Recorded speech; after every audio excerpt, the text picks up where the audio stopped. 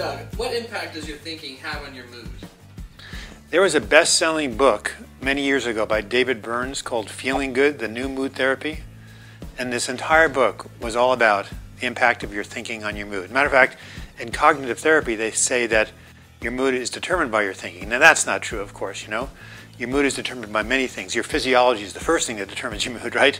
But your thinking has a very big effect on your mood, because think of this. Every time you have a thought, it creates a chemical reaction, and the chemical reaction creates a feeling. Thought, chemical reaction, feeling. So your thinking does affect how you feel. Right. So, but I thought how we feel is determined by what happens to us. Yeah, that's what we learned. You know all those pop songs we grew up with, like, you make me feel like a natural woman, you know, Carole King, you know. You make me feel so bad, you know, and when people are brokenhearted after romance. Right. Why do you have to make me feel? Nobody can make you feel anything.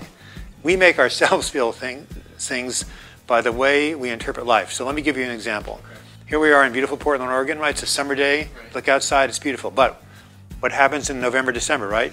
Rain, rain, rain, right? So it's the middle of December, 15 straight days of rain. The guy's just moved up from California. He says, oh my God, one more day. I'm going back to Los Angeles. I am so depressed. The guy sitting next to him at work says, wow, 15 days of rain. Do you know how much snow there is in the mountains? We get to go skiing over the weekend. Yippee, there's a new snowpack, right? What's going on? There's the same event, rain, right? But one guy feels happy, one guy feels sad. What's the difference? Different interpretation. So it's how you interpret things that determines your feeling, your thoughts about what happens, rather than what happens itself. That's not my idea. That goes way back to Seneca in Rome. You know, it's I forget the exact quote, but he says it's your estimation of things rather than the thing itself that makes you feel a certain way. So that is, you know, that is not my idea, but it's a powerful idea. Is it true that depressed people think more negatively than most? Aaron Beck, who is considered the father of modern cognitive therapy, said that depressed people have a cognitive triad. Now, why? Well, it's a combination. Why do people get depressed, right? That's a whole other video, right? But it's a combination of your genetics, right?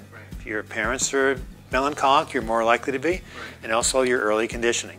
So for whatever reason, a person succumbs to depression and they have what's called cognitive triad, like tricycle, like three things, right? Sure.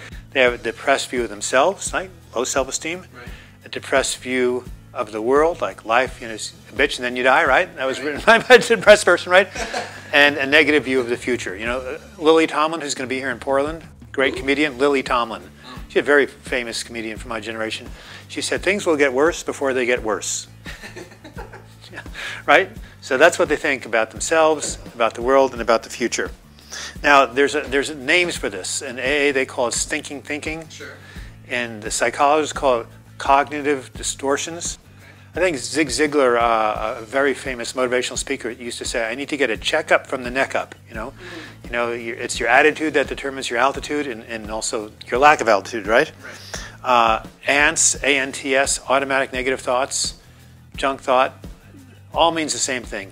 Negative thinking, stinking thinking, things that people from depression suffer from. So cognitive therapists have created a very simple technique, which we can go into more detail in a future video. But basically, you recognize the negative thought.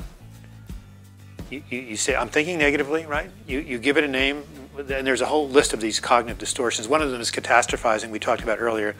And then you substitute a realistic thought. For example, here you are at work.